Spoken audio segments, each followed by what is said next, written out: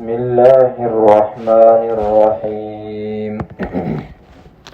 سبحانك لا علم لنا إلا ما علمتنا إنك أنت العليم الحكيم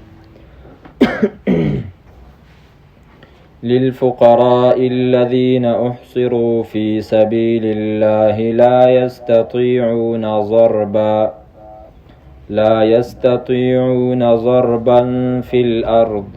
يحسبهم الجاهل أغنياء من التعفف تعرفهم بسيماهم لا يسألون الناس إلحافا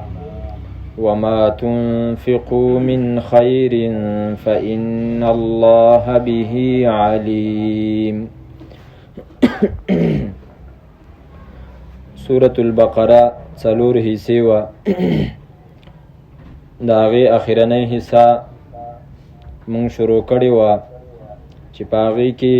ابتدا کې الله تعالی د خپل یووالي مسأله په دریم ځل باندې ذکر کړه او په آیت الکرسی کې الله تعالی پاغي باندې دلیلونه ذکر کړل چې د بندګۍ مستحق صرف یو ځولې ما نو هغه باندې الله تعالی خپل قدرتونه دلایل هغه ذکر کړه او دا هغه سره دوه قوانین ذکر شو چې د مؤمنانو دوست الله تعالی دی او د کافرو دوست شیطان دی او درې واقعات ذکر شو چې الله تعالی څنګه د خپلو دوستانو حفاظت کوي د شکوک او د شبهات او د وسوسو په وخت کې او یو واقعا په دې باندې چې شیطان خپل ملګری خپل دوستان د اسلام د رڼا نه د کفر جهالتونو او تورتمونو ته نباسي بیا د هغې نه وروستو درې مثالونه د الله تعالی په لاره کې د مال د لګولو او دغه رنګې مثالونه د هغه خلکو چې هغه د ریاکارۍ دپاره مال لګوي او د مال د الله په نسبانې د قبلېدو شرطونه ذکر شو په آخر کې الله تعالی د صدقو تقسیم وکړو چې صدقې په دوه قسمه باندې دي ځنې فرضي دي ځنې نفلي دي که ښکاره تاسو صدقې ورکوئ نو هم صحیح ده او که پټوئ نو په دې کې ستاسو دپاره ډیر خیر دی په دې آیات کریمه کې چې کوم تلاوت شو 273 نمبر الله تعالی د دغه خرچو صدقو مصرفونه ذکر کوي چې د چا د پاره دا پیسې لګول دي ځکه ترغیبونه وشو انسان دې ته تیار شو چې د الله په لاره کې زه پیسې ولګوم خرچه وکم نو مصرف او ځای پیژندل پکار دي چې مستحقو ته ورسیږي الله تعالی فرمایي للفقراء الذین دغه خرچې د پاره د غریبانانو دي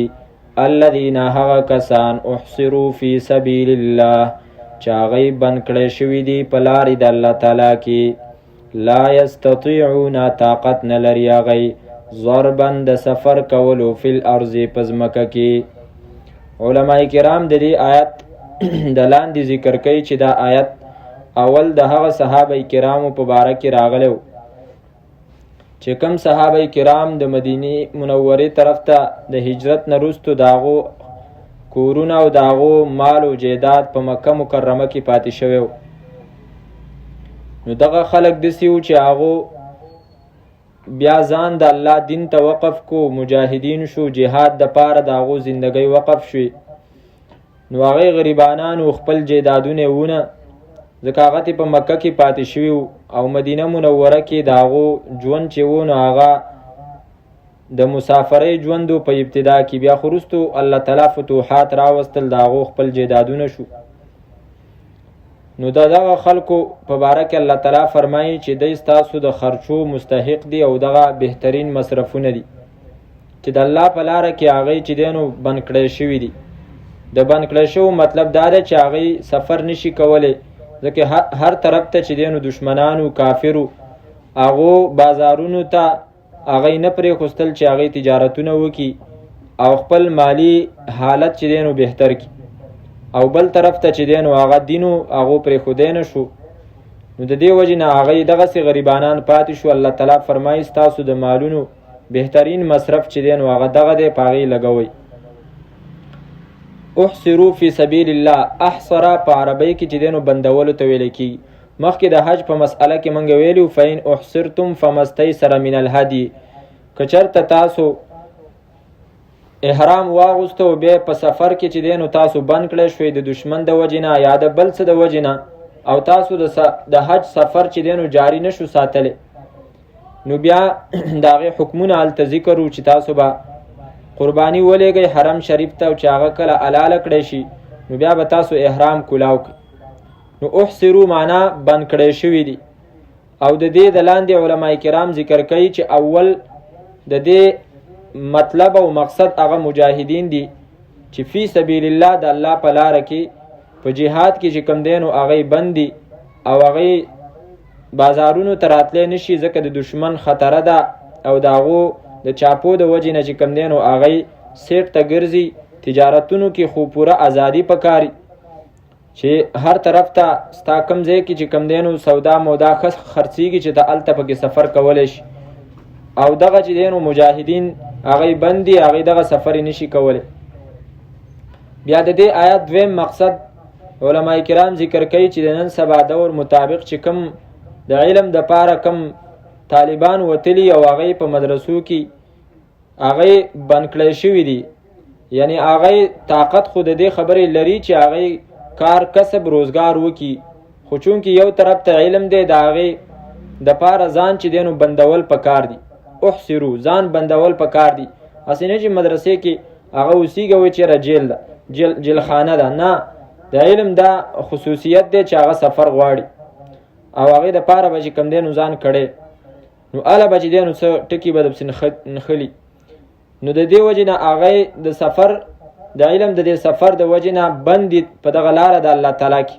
او فی سبیل الله چې څنګه جهاد دپاره استعمال شوی دی نو دغه رنګې په حدیث مبارک کې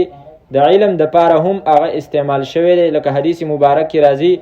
من خرج فی طلب العلم فهو فی سبیل الله حتی یرجع.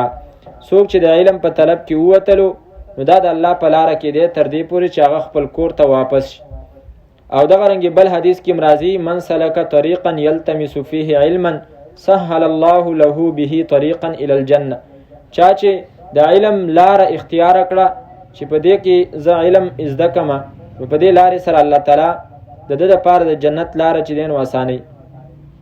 احصروا فی سبیل الله. نو دا طالبان د علم هغه هم د دې چې دی نو مقصد دی. دویم مقصد، اولین مقصد هغه د دې مجاهدین لا یستطیعون چې طاقت نه لري هغوی ضربا د سفر کولو فی الارض په ځمکه کې. نو مجاهد ولې طاقت نه لري؟ ځکه چې د دشمن خطره ده. او د علم والا ولې طاقت د سفر نه لري؟ ځکه چې هلته په علم کې ناغه راځي او هغه قضا کېږي. یحسبهم الجاهل اغنیاء. ګمان کوي په دی باندې ناخبره سړی د مالدارو، ناخبره سړی چې د داسې غریب حالت ته ګوري نو د ده دا خیال راځي چېرې دا چېرته مالداره دی، ځکه چې لباس د هغه صفای او د هغه کپړې مپړې چې کوم دی نو هغه صفای، ظاهري شکل د هغه چې دی نو د مالدارو په شانتی. نو دې وجې نه ناخبره سړی چې هغه پیژني نه نو د هغه دا خیال راشي چې دا مالداره دی. ولې د ده دا خیال راشي؟ من التعفف، د وجې د نه سوال کولو نه. تعفف دا د عفت نه دی، ځان پاک ساتل. یعنی دغه سړی چې کوم دی دا سوال نه کوي نو ناخبره سړی هغه د هغه ظاهري حالت ته وګوري چېرې دا خو چېرته مالداره دی، نو د هغه د وجې نه چې دی نو هغه داسې پاتې شي او په هغه باندې چې دی نو خرچه ونه شي. او د دې وجې نه حدیث مبارک کې راځي نبی صلی الله علیه وسلم فرمای لیس المسکین بهذا الطواف. مسکین چې دی نو دغه نه دی چې هغه چکرې وی په خلکو باندې ترده التمرة والتمرتان. څوک وله یوه کجوره ورکي هم واپس کیږي، او چې څوک وله دوه کجورې ورکي نو هم واپس کیږي. واللقمة واللقمتان، په یو قپ په دوه قپه نوڼۍ باندې چې دی نو واپس کیږي. ولکن المسکین الذي، لیکن مسکین هغه کس دی لا یجد ما یغنی، چې هغه ته هغه پیسې هغه مال نه میلاویږي چې هغه سره خپل ځان چې کم دی نو هغه مالداره کی. او بل طرف ته د هغه حالت هم داسې لا یفتن له الناس، چې خلک هغه ته نه متوجه کیږي، د خلکو خیال هغه ته نه راځي، ځکه چې هغه په ظاهري حالت باندې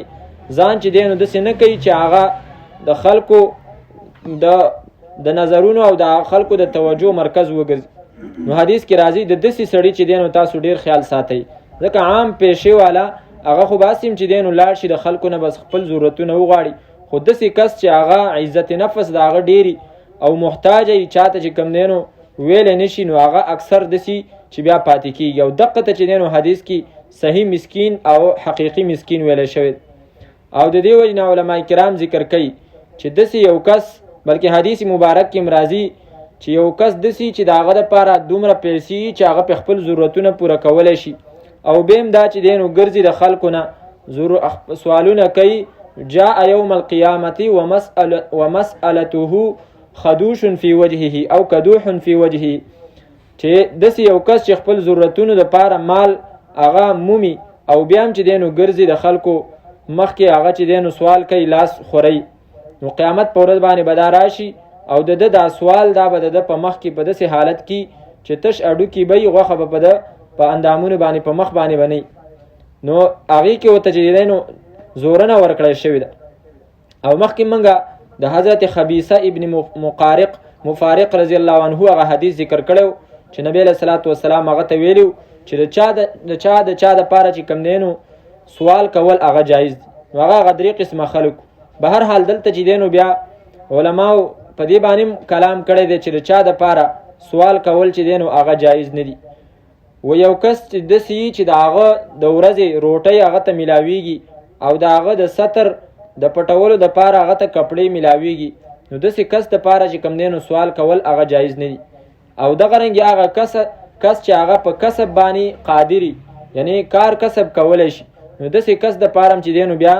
سوال کول هغه جایز نه دي. یو کس داسې دی چې په هغه باندې اچانک څه داسې یو مصیبت رالی چې د هغې د وجې نه هغه کار کسب ته چې دی نو جوړ نه دی، او بل طرف ته چې دی نو د هغه ضرورت دی پیسو ته، نو که هغه د چا نه سوال وکړي نو د هغه دپاره دا سوال بیا چې دی نو جایز دی، د هغه دپاره جایز دی. او د دې نه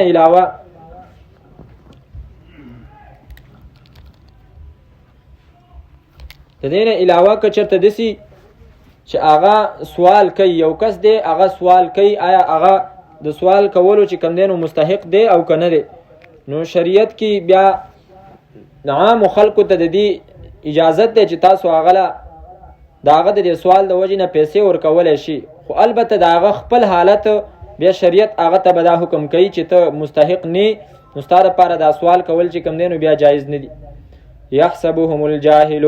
ګمان کوي په داسې کس په دی باندې ناخبره سړی. دلته د جاهل نه مراد هغه جاهل نه دی د دین نه جاهل نه، هغه سړی چې هغه د دې کسانو د حالت نه چې دی نو ناخبره. منت اغنیاء د مالدارو، منت تعفف د وجې د نه سوال کولو نه، تعرفهم بسیماهم پیژنې به ته دی لره په نښو د دی باندې. دا سړی چې هغه حقیقي مستحق دی هغه به ته د هغه په نښو باندې چې دی نو پیژنې. اوس د هغه نښې څه دي؟ نو په دې کې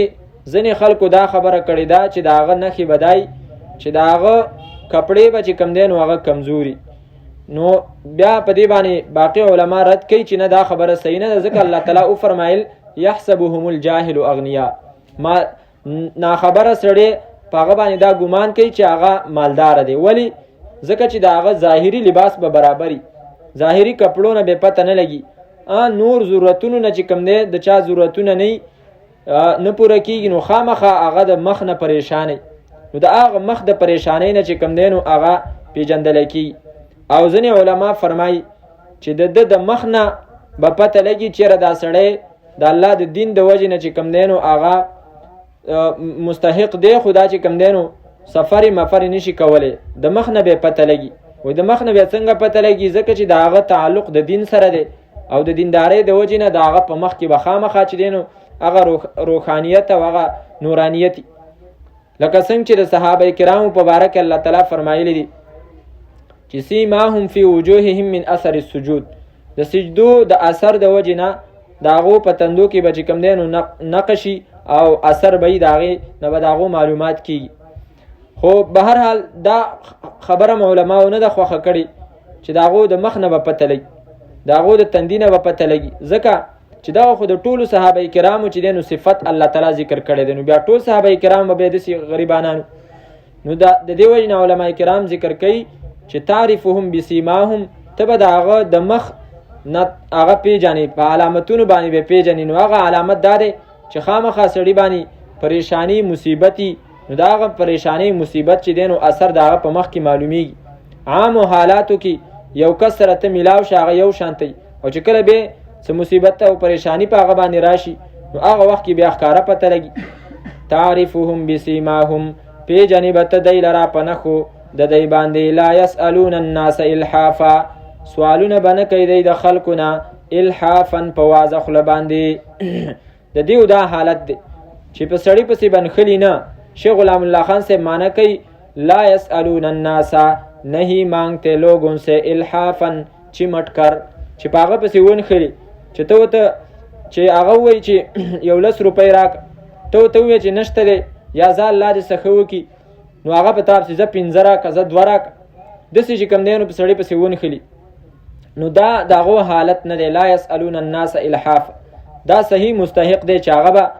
په داسې طریقې سره سوال نه کوي. باقی که د هغه چرته ضرورتي نو آیا د دغه ضرورت په وخت کې سوال کولی شي او که نه؟ نو علما کرام ذکر کوي چې داسې سوال به نه کوي چې په هغې کې ورسره خوله وازئ. خپل ضرورت چې کوم دی نو هغه په اشارو سره چاته بیانوي نو بیا هغه جایز دي، او که داسې چې هغه واقعي مستحق لکه مخکې مونږ وویلې نو بیا د هغه دپاره د خپل ضرورت مطابق سوال چې دی نو هغه جایز دی.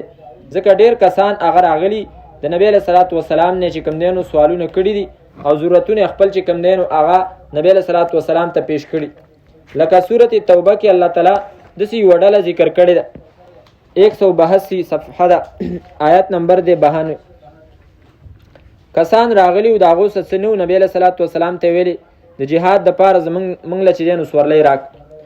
نو نبی علیه صلات وسلام سره سورلی نه وه. الله تعالی فرمایي ولا علی الذین، او نشته دی څه ګناه په هغه کسانو باندې. آیت نمبر 92 اذا ما اتوک لتحملهم، کله چې رالل هغې تا ته لتحملهم د دې دپاره چې ته سورلی ورکې هغو ته، قلت نو ویلې ته لا اجد ما احملکم علیه، زه نه مومم ما هغه څه احملکم چې سواره کم تاسو علیه په هغه باندې، یعنی سورلی نشته دی. نو هغې واپس شو و اعینهم تفیض من الدمع، او د هغو د سترګو نه چې دی نو اوښې روانې وې د وجې د غم نه. نو دغلته معلومه شوله چې تپوس به کوي. مخکې تیر شوي 177 نمبر آیات کې چې هلته الله تعالی فرمایلي والسائلین، چې دا مؤمنانو د مجاهد صفات ذکر کړي، نو په هغې کې یو صفت د هغه دا و چې غوښتونکو ته به چې دی نو خپل مال هغه ورکوي. وما تنفقوا من خیر، او هغه چې تاسو یې خرچه کوئ د څه مال نه، فإن الله، پس یقینا الله تعالی به په هغې باندې علیم پویه ذات دی. الذین ينفقون اموالهم باللیل والنهار، وس مال لګې نو په کم کیفیت او په کومه طریقه باندې به لګې، نو الله تعالی په دې کې چې دی نو 4 شیونه ذکر کوي، یو باللیل، یو والنهار، دریم سرن، او 4م علانیتن. 2 وختونه دي او 2 چې کوم دی نو هغه طریقې دي. نو د شپې او د ورځې په پټه او په ښکاره باندې په هر ټیم کې چې کوم دی نو مال ولګوه. او امام قرطبي صاحب ذکر کوي چې دا آیات اولا د مجاهدینو په باره کې دی. څنګه؟ ځکه چې وایي د هغو خرچه د شپې او د ورځې په هر ټیم کې. څنګه د هغو خرچه د شپې او د ورځې په هر ټیم کې؟ وایي مجاهدینو اسونه چې کوم دی نو ساتلی دي، او هغه اس د شپې هم خوراک کوي د ورځې هم خوراک کوي، او د هغه په خوراک باندې د ده چې دی نو پیسې لګي، نو د شپې او د ورځې چې کوم دی نو خرچه روانه، چې هلته د هغه اس خوراک کوي، نو دلته چې کوم دی نو د هغه خرچه کیږي روانه د شپې او د ورځې. که هغه په پټه باندې خوراک کوي نو په پټه خرچه ده، که په ښکاره باندې خوراک کوي او خلک یې ییني نو په ښکاره باندې خرچه ده. یا لکه د نن سبا دور مطابق د هغو د ګاډي پټرول یا ډیزل وغیره چې هغه په هغې باندې خرچه کیږي. او د دې وجې نه حدیث کې راځي چې څوک د جهاد دپاره سورلی چې کوم دی نو هغه وساتي، نو قیامت په ورځ باندې به د هغه چې کوم خوشان دي هغه به تللی کېږي، او د هغې خوشبو زکیون کلمسکي د مشکو د خوشبو په شان ته وي. دا چونکې عمل بهتر دی، نو د هغې د وجې نه د هغې څه تړلي شیونه د هغې فضیلت هم چې دی نو سوا کېږي. لکه نن سبا دور مطابق د ګاډي آیل وغیره چې څومره دي پټرول دا ټول به چې کوم دی نو د هغه دپاره تللی کېږي. الذین هغه کسان ينفقون چې خرج کوي اموالهم مالونه خپل باللیل د شپې والنهار او د ورځې سرا په پټه باندې وعلانیة او په ښکاره باندې. ګوره باللیل او سرا دا دوه ټکي چې دی نو مخکې کړل شپه او پټه. دې کې اشاره ده دې خبرې طرف ته چې په صدقه کې بهتره طریقه دا ده چې په پټه باندې وکړی شي، په داسې وخت کې ورکړی شي صدقه چې په هغې کې خلک دته چې دی نو نه متوجه کېږي، د دې لپاره چې د ریاکارۍ د مرض نه د ده دا صدقه پاکه شي. فلهم پس د دې دپاره اجرهم اجر د دی عند ربهم په نزد د رب د دی ولا خوف او نه به یېره علیهم په دیو باندې ولا هم یحزنون او نه به دی غمجن کېږي. د دې آیات په باره کې امام قرطبي صاحب دغه ذکر کړی، امام ابن کثیر صاحب ذکر کوي چې په دې کې په خپل اهل و عیال باندې صدقه او خرچه کول دام په دې کې راځي، که د شپې او که د ورځې. او د دې وجې نه نبی صلی الله علیه وسلم د حضرت سعد ابن ابي وقاص رضی الله تعالی عنه عیادت ته تلو، بیمارو. نبی علیه الصلاة والسلام د هغه خواله لاړی او د هغه سره چې کوم دی نو څو خبرې کړې وې، په هغې کې نبی علیه السلام هغو ته دام فرمایلی و چې ته انک لن تنفق نفقة تبتغي بها وجه الله الا ازددت بها رفعة ودرجة، چې ته خرچه به نه کې د الله په لاره کې مګر ستا درجه او ستا شان به الله تعالی په هغې سره چې دی نو چوتی. حتی ما تجعله فی امرأتک، تر دې پورې چې هغه نوڼۍ چې ته د خپل اهل و عیال کور والو په خولې کې چې کوم دی نو ږدي نو هغه هم ستا دپاره چې دی نو صدقه ده. نو په دې کې چې نو دام راځي په دې نیت باندې. خو اکثر زمونږ کارونه داسې چې مباح او جایز کاري، نو په هغې کې زمونږ نیت چې دی نو هغه حاضر نه. نو نیت چې سړی په داسې اعمالو کې حاضر کی نو په هغې کې د انسان هغه مباح کار هغه ثواب ته رسیږي. د دې وجې نه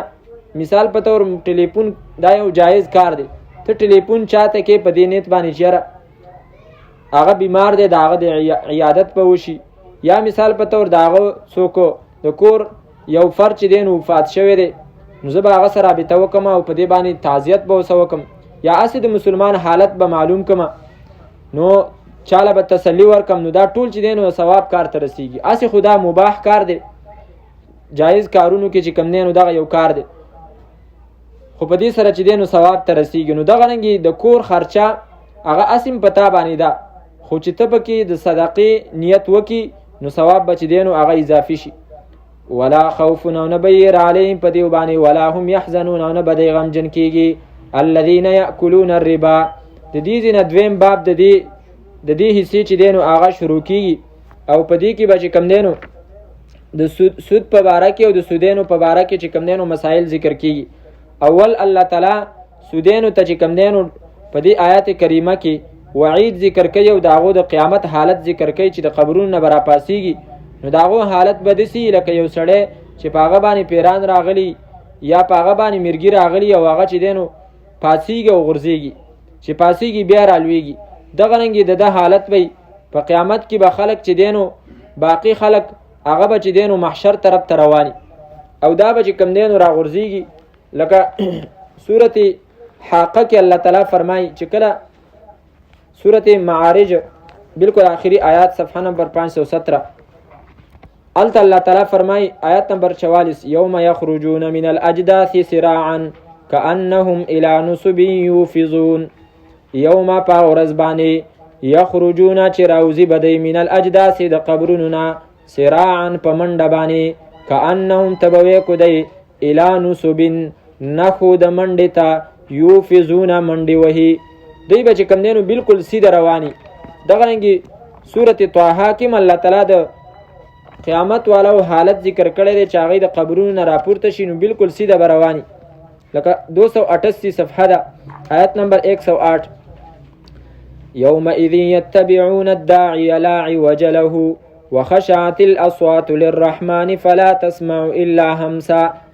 یومئذ په دغه ورځ باندې چې شپېلۍ ووالی شي پوک ووالی شي په شپېلۍ کې نو دا خلک یتبعون الداعیه دی به تابعداري کوي روان به یې په هغه الداعیه بلونکي طرف ته لا عوج له چې نه به یې کوږوالی د هغه دپاره بلکل ټول به چې کوم دی نو سیده رواني. خو دا یو سودي دا به داسې چې دا به د قبر نه راپاسېږي او بیا به چې کوم دی نو ودرېږي او راغورځېږي به ودرېږي او بیا به چې نو راغورځېږي. الذین هغه کسان یاکلون الربا چې هغې خوري سود لره مال د سود لره. یاکلون نه دا مطلب نه دی چېرې ته د سود پیسې هغه چې دی نو صرف د هغې خوراک منه دی او نور که چېرته کپړې پې جوړی یا د کور سامانونه ضرورتونه پې پوره کوي یا آبادي پې جوړی پټي پې اخلي نو دغه جایز دي نه، بلکې اصل کې د دې نه مراد معاملات دي، عام معاملات اخستل د سود چې هغه په هره طریقه باندې، خو چونکې خوراک دا اکثر په دې مال کې او په دې تجارت کې او په دې نور معاملاتو کې دا مخکې چېرې پیسې به وګټم او بیا به وخورم، نو د دې وجې نه الله تعالی دا لفظ د خوراک ذکر کړی دی. ورنه په هره طریقه باندې چې هغې کوي دا مال دا د سود دا مال اخلي نو دا چې دی نو د سود مال دی او په دې باندې دا وعید به هغو ته متوجه کیږي. لکه نبی علیه صلات وسلام فرمایي لعن الله اليهود، الله تعالی دی په یهودو باندې چې دی نو لعنت وکړي،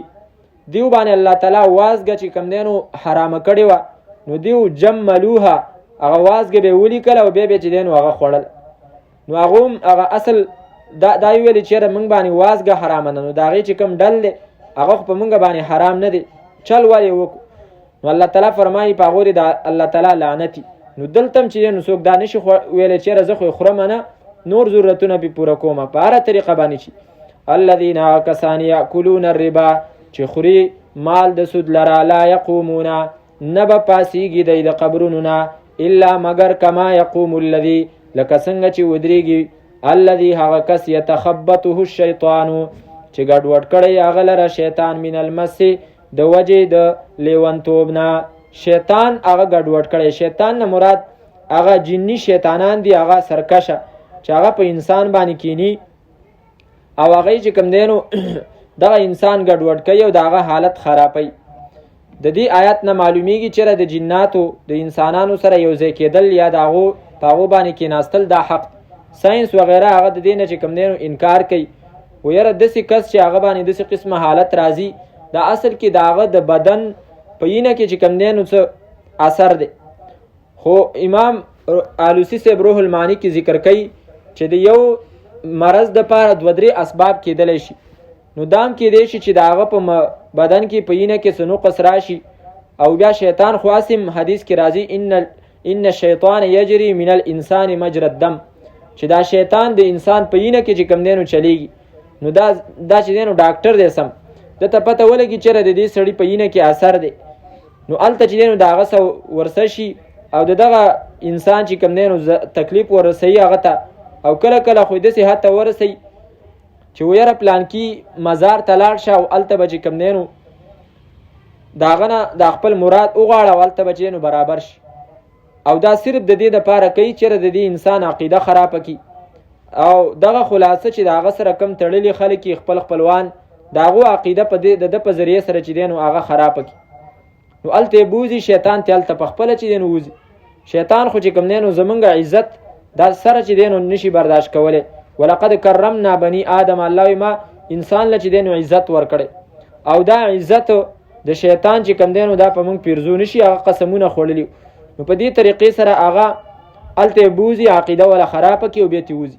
نو هغه بیا دا خلک وایي یاره دا چې کوم دی نو ټک په ټک باندې یو بابا نوم په هلته په دغې سرحد طرف ته ټک په ټک بابا هغه چې دی نو وایي ټک په ټک د هر څه چې دی نو صحیح کوي، نو هلته شیطان د هر څه عقیده ولا خرابه کړي بیا ټک په ټک یې جوړوي. الذي يتخبطه الشیطان من المس ذلك اوس د دا حالت ولی شو؟ الله تعالی فرمایي دا بانهم په سبب د دې چې یقینا دی قالوا ویلي انما البيع یقینا اخستل خرڅول خو مثل الربا په شان ته د سود دی. دیو دا خبره چې دی نو الټه کړله، اصل کې ویل پکار دی ته چې دی نو چا به ویلي چې هلکه سود مه کوه دا خو حرام دی، نو ده به ویلي پکار خو داسې و چې د دا ویلي وی چې دا سود خو د اخستلو خرڅولو په شانته دی، تجارت په شانته دی چې څنګه په تجارت کې سړی یو شی واخلي او هغه بیا خرڅوي په زیت باندې د ګټې دپاره، نو دغه رنګ چې کوم دی نو په سود کې پیسې ورکړی شي او بیا اضافه په هغې باندې چې کوم دی نو اخیستلی کېږي. خو چونکې امام ابن کثیر صاحب ذکر کوي وایي د دیو په عقیده کې اصل کې دا نه وه چېرې دا سود حرام دی، دی الټه چې دی نو د الله په دې حکم باندې اعتراض وکړو چې تاسو به دا اخیستل خرڅول دا به ولې چې دی نو جایز کوئ. نو اصل کې دیو ته چې دا سزا سخته شو هم د دې وجې نه چې دیو د شریعت په دې حکم باندې اعتراض وکړو انما البیع مثل الربا چې اخیستل خرڅول خو د سود په شانته دي. او دلته بیا دې آیات کې د دیو چې دا کوم حالت ذکر دی د دې نه علاوه نورم د دې حالتونه احادیث مبارکو کې ذکر دي. نبی صلی الله علیه وسلم فرمای چې په کوم شپه باندې زه معراج ته لاړم نو هلته ما ځینې خلک ولیدل چې د هغو خېټې چې کوم دی نو روغې کمرې وي د کمرو په شانته او په هغې کې دننه چې دی نو ماران به ګرځېدل. او یو حدیث کې راځي نبی علیه صلات وسلام فرمایي چې ما خوب ولیدو او د پیغمبرانو خوب چې دی نو هغه وحی ده چې ځینې خلک هغه یو ډن دی د یینو او په هغه ډن کې چې کوم دی نو هغه لامبو وی او د دې ډن غاړې ته یو سړی دی او د هغه سره ګټې دي دغه لامبو واله چې دی نو دا لامبو وی د دې میز نه حتی دا چې د غاړې ته راشي نو دغه کس چې دی نو د هغه په خوله کې دا ګټې ورکي او بیا وله دیکه ورکي دي ډن طرف ته. نو بیا د دې تفسیر او د دې خوب تعبیر نبی علیه صلات وسلام دا راویستو چې فانهم اکلت الربا دا خلک چې کوم دی نو سود خواره دي چې کومو خلکو به چې دی نو سود خوړلو. د سود په باره کې نبی صلی الله علیه وسلم نه ډیر احادیث د دې په باره کې را نقل دي. د دې ګناه د لویوالي په باره کې خو ډیر احادیث دي خو البته د سود د تعریف په باره کې احادیث ډیر کم کوز راغلي چې سود څه ته ویل کېږي. د دې وجې نه حضرت عمر رضی الله تعالی عنه فرمایي چې نبی علیه صلات وسلام وفات شو او زمونږ دپاره هغو چې کوم دی د سود دا کومه مسله چې وه ډیره واضحه چې دی نو بیانه کړې نه ده. د دې وجې نه هغو به فرمایل چې سود هم پرېږدئ او چې په کوم ځای کې د سود معمولی شک راشي نو هغه هم چې دی نو تاسو پرېږدئ. او بیا نبی علیه صلات وسلام فرمایي چې خلکو باندې به داسې یو وخت راشي چې ټول خلک به چې دی نو هغه به سود خوري. صحابه کرامو تپوس وکړو چې ټول به خوري یو به هم ترې نه بچ کېږي. نبی علیه صلات وسلام وفرمایل چې که څوک ترې بچ شي نو هغه لوګي نه بیا چې دی نو نه بچ کېږي. مطلب دا دی چې څه ناڅه هغه ته به د دې اثر رسېدلی. او د دې وجې نه نبی علیه صلات وسلام فرمایي چې د الله تعالی لعنت دی په هغه کس باندې چې هغه سود خوري او په هغه کس باندې چې په بل باندې سود خوري. یعنی چا نه پیسې اخیستې دي او بیا په سود باندې هغه ته واپس ورکوي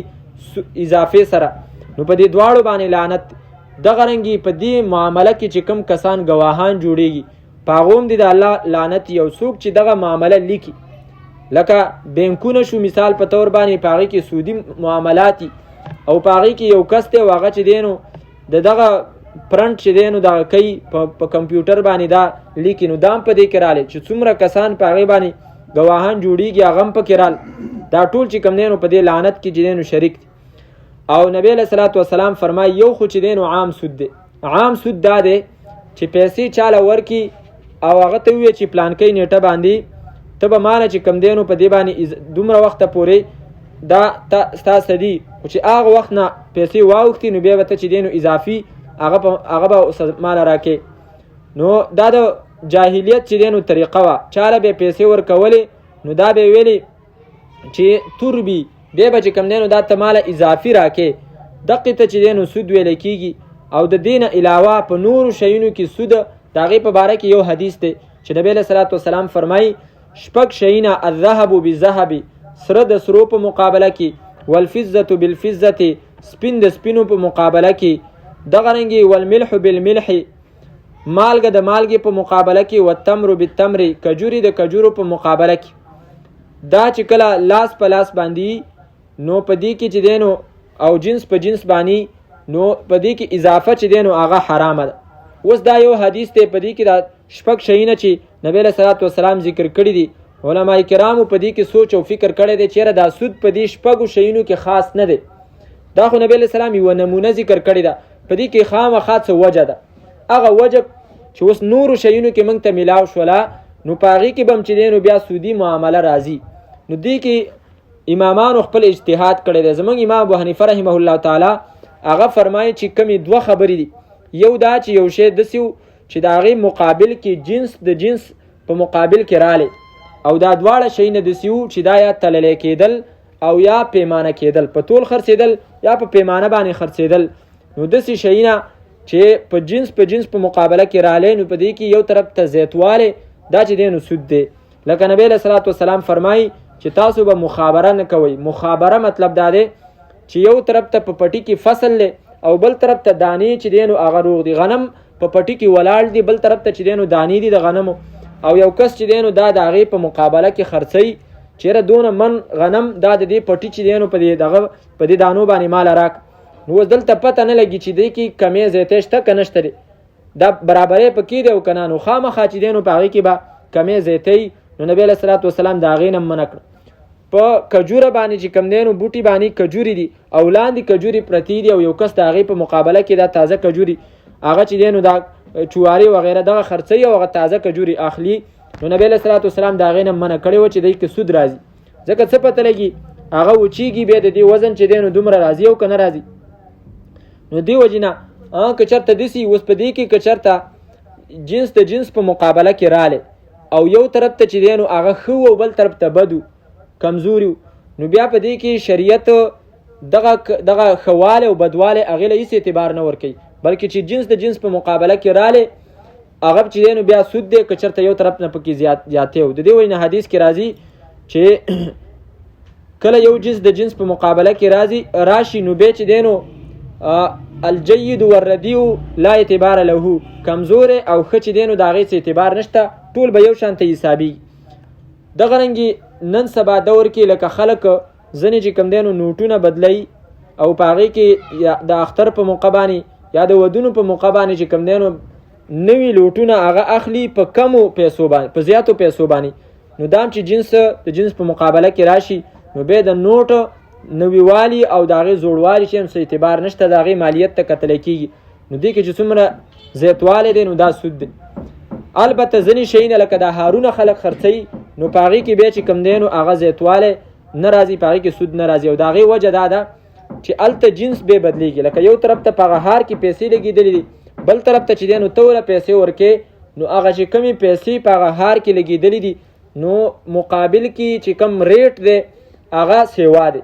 نو د دې ریټ چې کم سیوایي پیسې دي هغه د هغې د هغه ګلونو وغیره په مقابله کې راځي. نو دلته چې کم دی نو هغه پیسو په مقابل کې پیسې رالی او باقي د هغه ګلونو په مقابله کې چې کم دی نو زیاتوالی رالی، نو بیا چې کم دی نو دغه سود نه دی. نو دا شپږ شیونه چې ذکر شو علماو په دې کې اجتهاد وکړو، کوشش یې وکړو، نو هغو دغه چې دی نو علتونه راویسته. که چېرته داسې چې دوه جنسونه جدا غنم دي جوار دي او یو طرف ته چې کم دی نو په هغې کې کمې دی او بل طرف ته زیاتې دی، نو بیا دا جایز دی چې کله لاس په لاس باندې. او که چېرته داسې چې نیسیا وه نو بیا پکې نیسیا جایز نه ده، ځکه چې مثال په طور دواړه تللی کېږي، دواړه پیمانه کېږي. نو دا یوه وجه پکې ده او دا بله وجه پکې نشته دی چې هغه یو جنس دی. نو دې وجې نه دې کې به یو شی چې دی نو هغه جایزي او بل به پکې جایز نه، نو زیاتوالی به پکې جایزي او نیسیا به چې کم دی نو هغه پکې جایز نه. به هر حال بیا دا د فقه مسائل دي، په هغې طرف ته چې کم دی نو بیا سړی توجه وکړي. قالو نو دی به ویلي انما البیع یقینا اخستل خرڅول مثل الربا په شان ته د سود دی. واحل الله الله تعالی حلال کړی دی البیع، الله تعالی حلال کړی دی البیع اخستل خرڅول تجارت، وحرم الربا او حرام کړی دی سود. نن سبا دور مطابق خلک بیا دا اعتراض کوي، لکه خصوصا مغربي ممالک په هغو کې دا اعتراض په اسلام باندې چې کم دی نو کېږي چې سود ولی اسلام حرام کړی دی. په دې سره خو چې کم دی نو د نن سبا پراپیټ یا چې کم منافع دي هغه چې دی نو خلکو ته میلاویږي ښه په ښې طریقې سره، او شریعت چې دی نو دا حرام کړی دی. علما کرام فرمایي چې اصل کې په سود سره چې کم ځای کې معاملات کېږي نو یو کس د هغه خو به ترقي رواني، خو بل طرف ته چې کم دی نو د غریبه او چې د چا سره دغه سود کېږي نو د هغه سره به زیاتۍ او د هغه حالت به ورځ په ورځ باندې چې کم دی نو کمیږي. امام مفتی شفیع عثماني صاحب هغه د دې یو عجیبه مثال ذکر کړی دی. هغه فرمایي د دې مثال داسې دی چې په یوه علاقه کې چې کم دی نو داسې خلک دي چې هغه د انسانانو غوښې چې دی نو خوري، او یو کس چې کم دی نو هغو ته ووایي چې دا خو حرام کار دی، ناروا کار دی. نو هغه ووایي چېرې څنګه ناروا کار دی، راشه زه تا هغه ځای ته بوځم چې په کوم ځای کې دغه خلک چې کوم دی د انسانانو غوښې خوري، ته د هغو باډو ته وګوره، د هغو ډانچو ته وګوره. هغه چې دی نو دومره د بدن په اعتبار سره چې کوم دی نو ښه چاق دي، ښه تندرست دي، او ته وایې چې کوم دی نو په دې کې نقصان دی. نو ټیک د یو طرف ته لږ معمولی خلکو ته خو فایده وشوله، خو بل طرف ته ټوله دنیا چې کوم دی نو د هغې د وجې نه هغه مظلومه ده. نو دقه د سود مثال دی چې مغربي ممالک په هغې کې چې کوم دی نو ټیک ده په ترقۍ روان دي، خو بل طرف ته د مسلمان یینې چې دی نو هغه وسکلي، او چې د چا سره سود کېږي د هغو یینې وسکلي. فمن جاءه پس هغه څوک چې رالی هغه ته موعظة نصیحت من ربه د طرفه د رب ددنه، فانتهى پس منه شو ده، فله پس د ده دپاره ما هغه څه دي سلفه چې مخکې تیر شوي دي، مخکې چې کوم څه کړي هغه ورته چې کوم دی نو هغه معاف دي. اوس پوه شو په مسله باندې، اوس د توبه وباسي. و امره او اختیار او فیصله د هغه الی الله حواله د الله تعالی ته. ومن عاد او هغه څوک چې راوګرځېدو دې سود ته، فاولئک پس دغه کسان اصحاب النار اور والدي هم فیها خالدون، دی به په دې اور کې همیشه. یمحق الله الربا بربادی الله تعالی مال د سود لره. سودی مال چې څومره یو یا خو الله تعالی په یو ځل باندې دغه سودی نه الله تعالی هغه واخلي، یا چې دی نو هغه په د هغې نه هغه برکت چې دی نو لرې کي، او د هغه ضرورتونه په هغې باندې نه پوره کېږي. ویربي الصدقات او زیتی الله تعالی مال د صدقو لره. حدیث مبارک کې راځي چې کله یو سړی د حلال مال نه 1 روپۍ چې دی نو ولګوي، دا د الله تعالی لاس ته ورسیږي، الله تعالی قبوله کي، او بیا الله تعالی هغه سیوا کوي. او حدیث کې راځي هغه الله تعالی داسې غټي لکه په تاسو کې چې یو کس د ورغمې ورکوټې هغه پالي حتی دا چې هغه غټ شي، نو الله تعالی د هغه صدقه سیوا کوي حتی دا چې هغه د غره په مثال باندې چې دی نو سیوا شي. نو دې وجې نه که صدقه د حلال مال نه نو هغې ته چې دی نو بیا کم نه دي کتل په کار، هغه الله تعالی سیوا کوي. ويربي الصدقات او زیتی الله تعالی مال د صدقو. والله الله تعالی لا يحب من نکي كل كفار د هر غټ ناشکر سره، اثیم ګناهګار سره. ان الذين يقننا کسان امنو چې ایمان راوړي وعملوا الصالحات او عملونه کړی دي نیک، واقاموا الصلاه او پابندي وکړه د مانځه، واتوا الزکات ورکو زکات، لهم د دې لپاره اجرهم اجر د دې عند ربهم پنځ د رب د دې باندې، ولا خوف او نه به ير عليهم په دې باندې، ولا هم يحزنون او نه به غمجن شي. للفقراء الذين د پاره د غریبانو هغه کسانو احسرو چې بن کړی شوي دي فی سبیل الله په لاره د الله تعالی کې، لا یستطيعون طاقت نه لري دی ضربن د سفر کولو فی الارض پزمکه کې، یحسبهم ګمان کوي په دیو باندې الجاهلو ناخبره سړی، اغنیا ادمالدارو من التعفف د وجې د نه سوال کولونه، تعرفهم پی جنبت دی لرا بسیماهم پنخو د دی باندې، لا یسألون الناس نغواړي دی د خلقنا الحافا په واضح خوله باندې، وما تنفقوا واغه چې تاسو خرج کوئ من خیر د سمالنا، فإن الله پس یقینا الله تعالی به پاغي باندې علیم پوی دی. الذين کسان ينفقون چې خرج کوي اموالهم مالون خپل، باللیل د شپې و النهار او د ورځې، سرا په پټه باندې وعلانیه او په ښکاره باندې، فلهم پس د دې لپاره اجرهم اجر د دې عند ربهم پنځ د رب د دې باندې، ولا خوف او نه به سیر علیهم په دې باندې، ولا هم يحزنون او نه به غمجن کیږي. الذين هوا کسان یاکلون الربا چې خوري هغه سود لرا، لا يقومون نه به پاسیږي د قبرونو الا مگر کما يقوم الذي لکه څنګه چې پاسیږي هغه کس يتخبطه الشیطان چې ګډوډ کړي هغه لره شیطان من المسجد وجد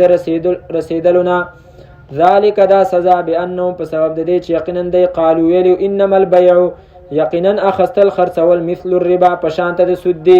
واحل الله البيع او حال دا چې الله تعالی خو حلال کړي دی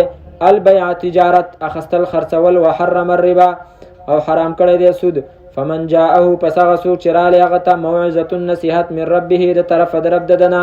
فانتهى پس منه شو ده، فله پس د ده دپاره به ما هغه څه سلفه چې مخکې تیر شوي دي، وامره او فیصله د ده الی الله حواله د الله تعالی ته. ومن عاد او هغه څوک چې راوګرځېږي دې سود ته، فاولئک پس دغه کسان اصحاب النار اور والدي هم فیها خالدون دی به په دې اور کې همیشه. یمحق الله الربا بربادی الله تعالی مال د سود و یربی الصدقات او زیتی الله تعالی مال د صدقو والله الله تعالی لا يحب من نکی کل کفار د هر ناشکر سرا اثیم چې ګناګاری ان الذين يقننا کسان امنوا چې ایمان راوړي وعملوا الصالحات او عملونه کړی دي نیک واقاموا الصلاه او پابندي کوي د مانځه واتوا الزکات او ورکوي زکات لهم داغو د پاره اجرهم اجر د دی عند ربهم پنځ د رب د دی ولا خوف او نه به سیر علیهم پدیو باندې ولا هم يحزنون او نه به غمجن کیږي.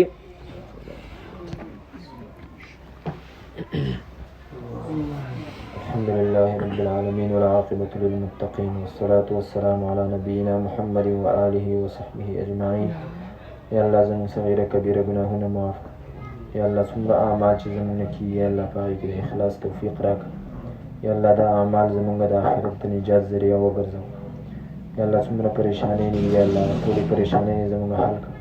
یا الله څومره کسان بیماران دي یا الله ټول ته شفای کامله عاجله ورکړه.